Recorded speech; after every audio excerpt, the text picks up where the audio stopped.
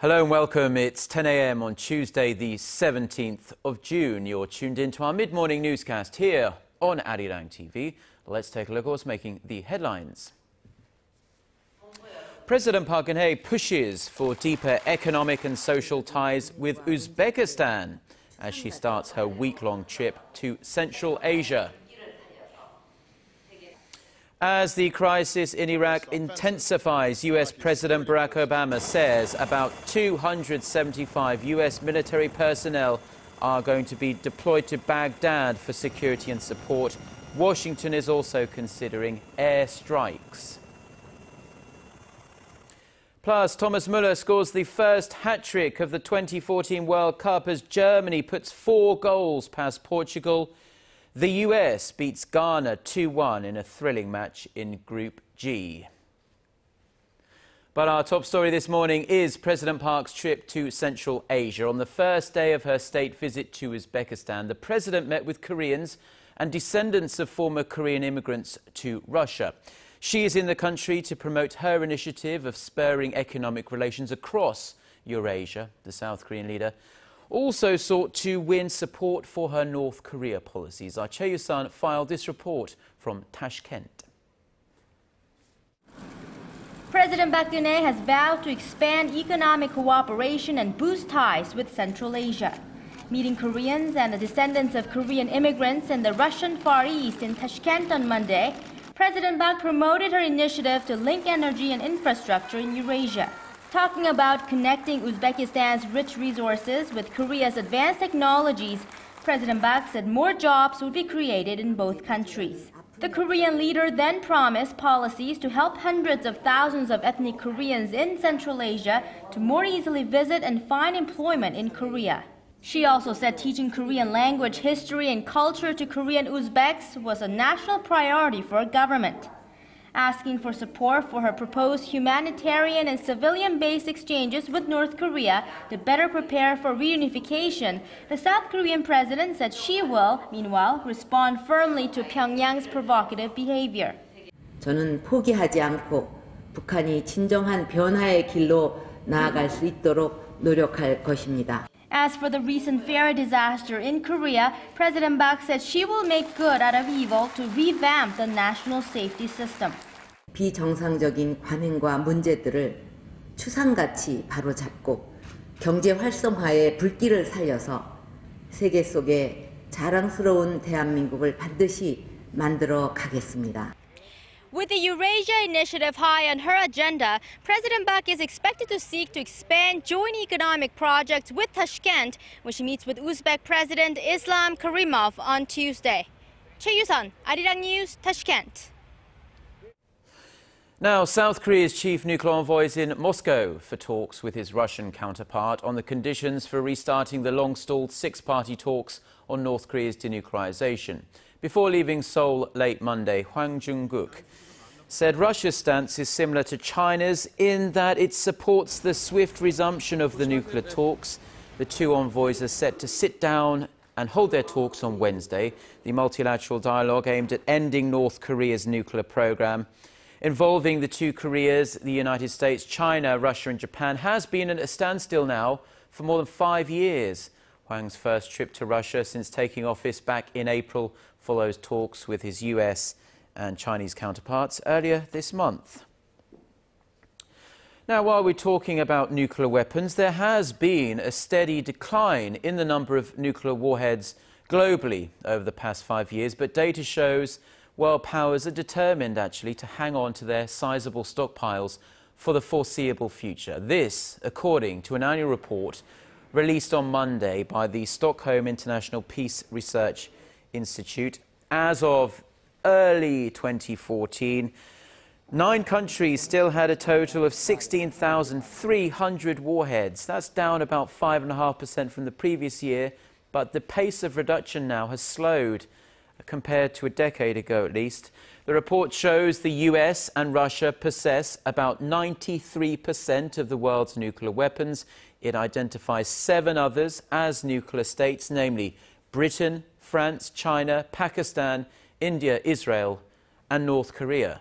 Pyongyang, according to the report, has 6 to 8 nuclear warheads in its arsenal. Now, a civic group that fights on behalf of the victims of Japan's wartime system of sex slavery has delivered a petition to the United Nations to call for the prompt settlement of this really very highly emotive issue. The petition, organised by the Korean Council for Women drafted for sexual slavery by Japan, was signed by a staggering 1.5 million people from all around the world. The civic group is expected to call for a resolution on the issue at the 26th session of the UN Human Rights Council in Geneva, which kicks off on this Tuesday. The group also plans to give a presentation highlighting the sheer brutality of Japan's military during and before World War II. Around 200,000 women, most of them Koreans, were forced into sexual slavery during Japan's colonial rule of Korea in the early 20th century. And back here in Korea, and the country's rival political parties are wrangling over whether to go ahead with the Prime Minister-designate Hwang Joon-kook's confirmation hearings, amid the increasingly heated debate over his controversial views and his comments on history. Our Ji Myung-gil has this report.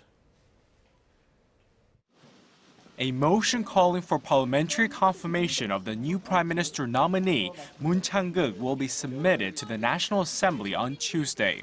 Once the request is filed, legislators have 20 days to vote on the appointment. The ruling Saenuri Party has jumped to Moon's defense, saying he needs to be given a chance to be vetted through a confirmation hearing. Party spokesperson Park Tae-chul accused the main opposition New Politics Alliance for Democracy, or NPAD, of not giving Moon a chance. The main opposition bloc is not even giving the nominee a chance to be questioned on stage. Not holding a confirmation hearing is anti-democratic and goes against the people's will. The ruling party has attacked the opposition bloc, accusing it of using the controversy surrounding Moon to score political points. However, the NPAD, which has been concentrating fire on Moon's questionable comments regarding historical issues, continues to demand his withdrawal. If Moon stays on, it will be an insult to the people, turn Korea into a pathetic nation, cast doubt on President Park's concept of a nation, and bring ridicule to the Saenuri Party. In a lecture delivered at his church a few years ago, Moon said Japan's colonization of Korea and the division of the Korean peninsula was all part of God's will. The National Assembly will hold a 3-day interpellation session starting Wednesday, signaling the start of June's extraordinary session. Ji Myung-gil, ARIRANG News. Now, the elder brother of the de facto owner of the sunken Seoul ferry and an avid follower of Yoo Byung-un's cult were detained on Monday as prosecutors say they were likely to try and flee. Prosecutors say the brother, Yoo Byung-il, is suspected of embezzling consulting fees from the ferry operator Chung Hae-jin Marine Company.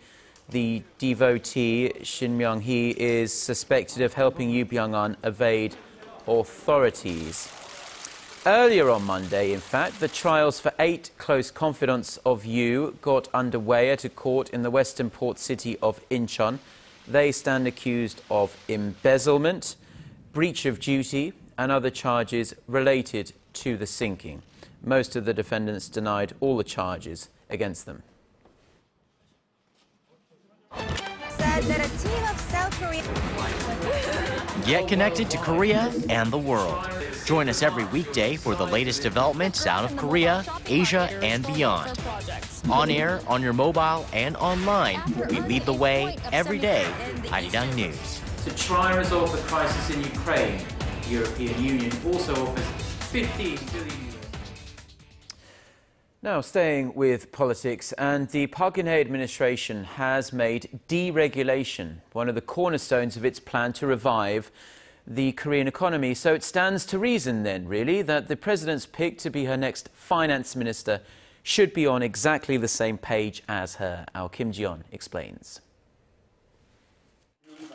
Finance Minister nominee Choi Kyung-won says one of his top priorities, if confirmed, will be to ease financial regulations. It's a pledge that falls right into the Park Geun-hye administration's drive toward deregulation in the financial sector and housing market.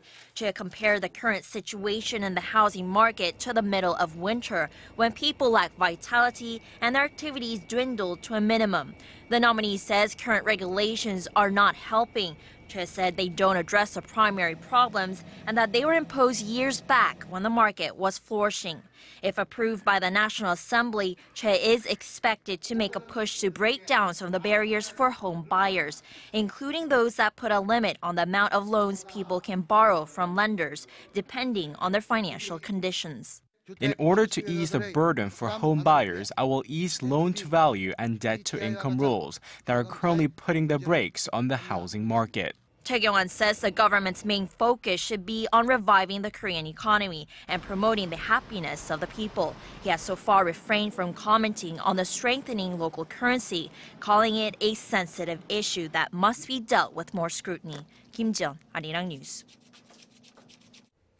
Now, if you have a smartphone or tablet PC, most people do these days, chances are you depend on its camera to capture those special moments in your life. And really, more and more of the world's smartphones and tablet PCs are depending on Korean-made camera modules to provide that very opportunity. Market analyst research in China says that the market share for Korean tech firms in complementary metal oxide semiconductor or CMOS camera modules reached a combined 50% last year for the first time ever. Since 2011, Korea's LG Innotek has led the global market with a nearly 17% market share. Samsung Electromechanics and Taiwan's Light-On Technology round out the top three. Global sales of CMOS camera modules rose from around $11.5 billion in 2012 to $13.7 billion last year. Korea has one of the lowest fertility rates among the world's advanced economies, and data out of the US serves as a very good reminder just how expensive and difficult it is to raise kids here in Korea. Our Connie Kim has this report. Low employment rates, smaller incomes, and difficulties finding places to live. It's a recipe that has resulted in Korea having one of the lowest fertility rates in the OECD. Data recently released by the World Factbook produced by the Central Intelligence Agency estimates Korea's total fertility rate at 1.25, which represents the number of children a mother is expected to have over her lifetime. Topping the list were the African countries of Niger, Mali, and Burundi. Israel, Mexico, and France had the highest rates among the OECD. Now, experts say the low birth rate in Korea comes from a combination of factors. The low fertility rate can be seen among married couples and those who are not married.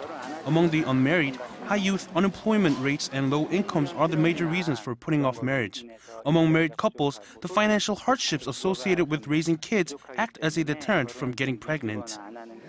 Last year, 67% of the $14.1 billion spent by the Korean government on raising the nation's fertility rate was funneled into support for childcare. Yang says there is more that can be done. In 2009, France poured in about 4% of its yearly budget to tackling the low birth rate, while Korea spent only about 1%. Experts say the low birth rate will ultimately lead to a decrease in the working population, resulting in a slowdown in production and a reduction in consumption, which could bring down Korea's economic growth rate down to about 1.7% in the next 20 years. Connie Kim, ARIRANG News.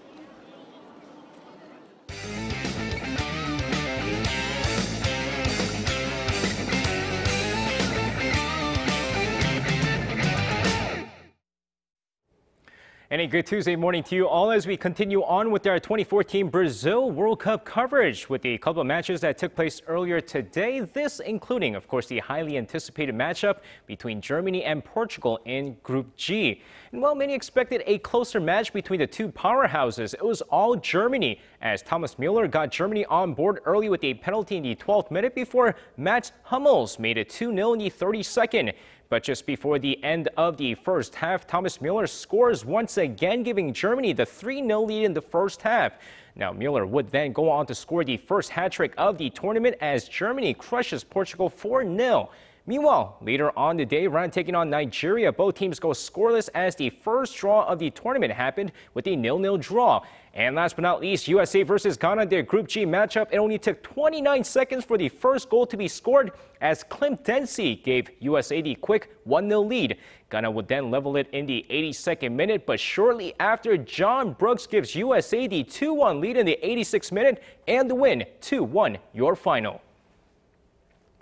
Now on Tuesday, 6 p.m. local time or Wednesday, 6 a.m. Korea time, South Korea goes on to face off against Russia for their first Group H match. Now, how does Russian side look going into the first match, and what are some things manager Hong Myung-bo needs to consider? So taking a look here, Russia has great chemistry, obviously, especially since all of their team members play in the domestic league. And as I've mentioned before, they have great defense. Now, Korea has a hard time scoring at the moment, so this will be a problem. Also, when it comes to the offense, Russia tends to score early, so for Korea, it's important that they focus early on.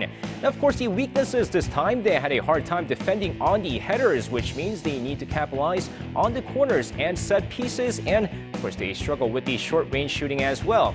Now, also, while attacking from the wings is crucial for all the teams out there, they struggle with that, so it's important that Korea counters on these attacks from the sides.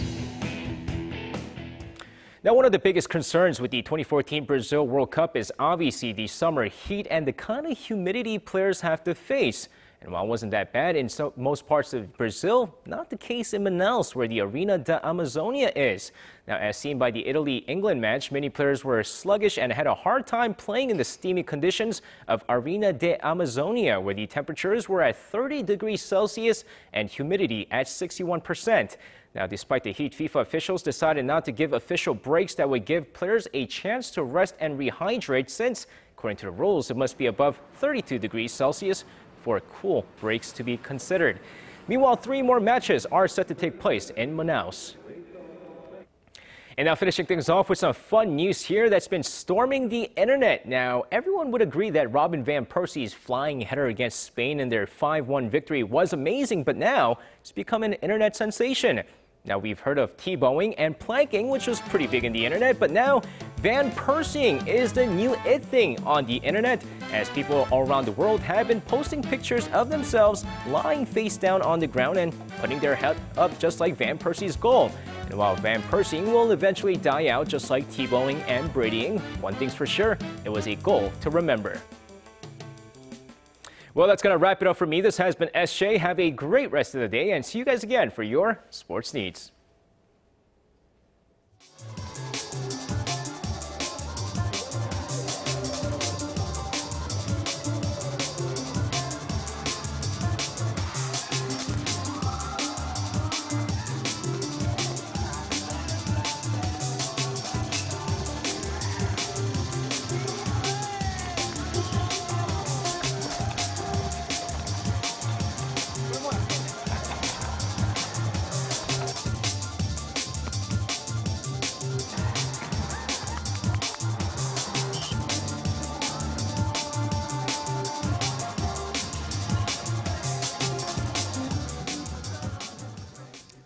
Now, the 2014 World Cup is, of course, an extremely exciting time for football fans all around the world.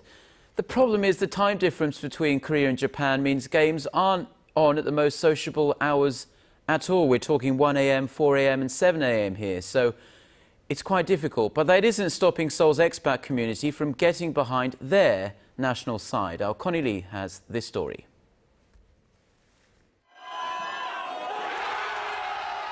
Cheers and applause burst out from soccer fans who aren't shy about showing their passion. I painted my nails in German colors and yeah, kind of dressed red, black and white. Show your earrings. Oh yeah, and here. A World Cup winning team. World Cup winning team is Brazil. The 2014 World Cup is in full swing, and here in Korea, you not only see Team Korea fans making a statement, you see fans from all over the world packing the pubs and restaurants to watch the games. Even though most of the World Cup matches are in the wee hours here in Korea, it's the love of the game that is bringing together the different people who are all rooting for their home country. The atmosphere is here, good atmosphere, and the people who really enjoy the soccer and usually enjoy the hangout gather here, so it's fun. A handful of venues are open into the early morning hours in downtown Seoul to accommodate those who want to watch the matches live and on the big screen. Korea, the times aren't great for the World Cup games, but we had a lot of interest in the World Cup. A lot of people were emailing us and sending us messages on the Facebook page.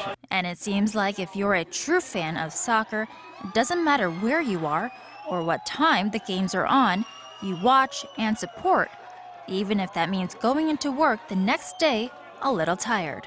Yes, it's a bad time for going to work tomorrow, but if you really want to support your team, your national team, then it doesn't matter how late it is, you just need to support them. Connie Lee, ARIRANG News.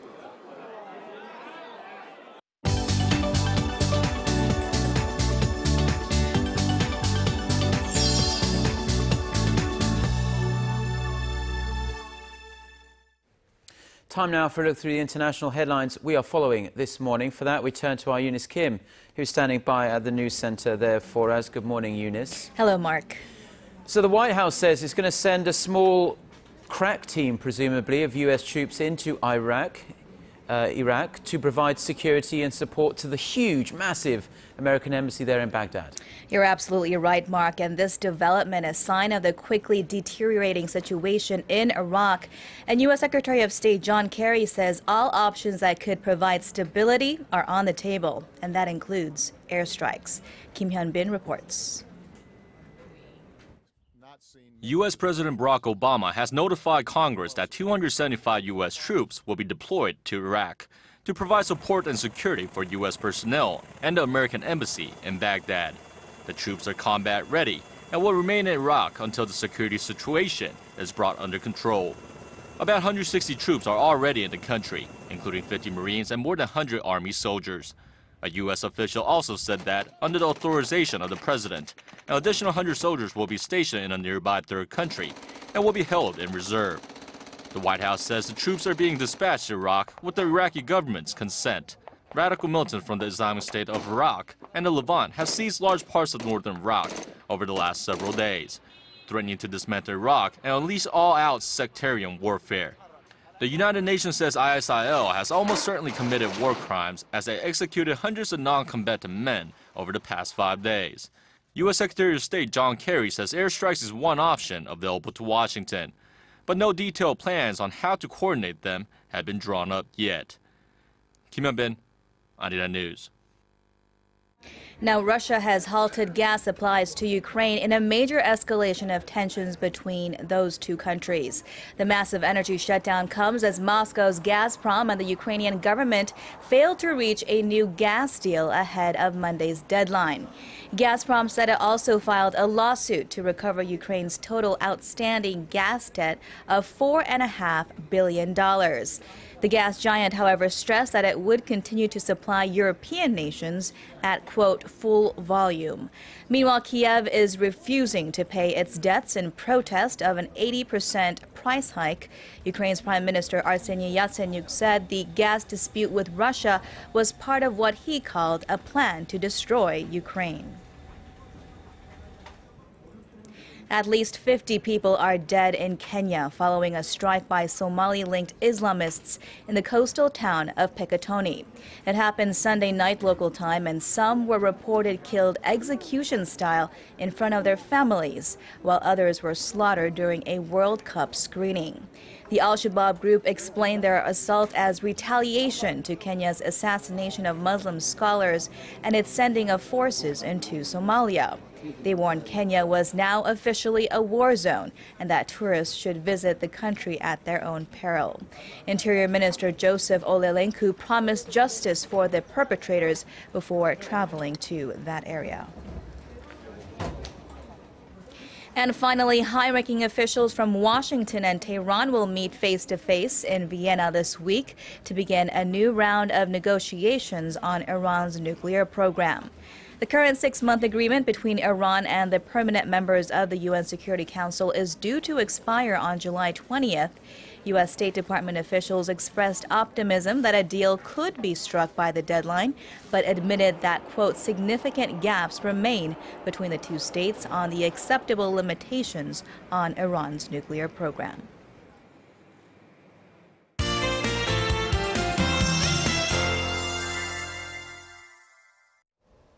Jeju and regions in the southern coast are being affected by monsoonal front, and rain clouds are dropping showers to those areas. Up to 80 millimeters are expected in the mountainous areas in Jeju, and 20 to 60 millimeters are expected for the rest of Jeju for the rest of the day. And cloudy day is in store for most parts of the peninsula, and here in Seoul and the surrounding area will receive sporadic showers late in the afternoon along with thunder and lightning. And temperatures will be only rising to low to mid 20s across the region, so expect to have cooler daytime highs today. And if you're in Jeju, again, don't forget to gear up with rainproof accessories. And temperatures will stay on the seasonal averages here in Seoul throughout the week, hovering mid-20s. With that in mind, here are the readings for today. The high in Seoul will rise to 28, while Daegu and Gwangju tops out at 26, and Busan should climb to 23 later on. Now for other regions, down on Jeju and Dokdo should see a high of 21, and Daejeon should top out at 28. Well, that's all for now, and have a wonderful day. Well, thank you very much for the weather, Jian. And that's all we have for now. We'll be back again, though, at noon Korea time with another newscast. Until then, goodbye.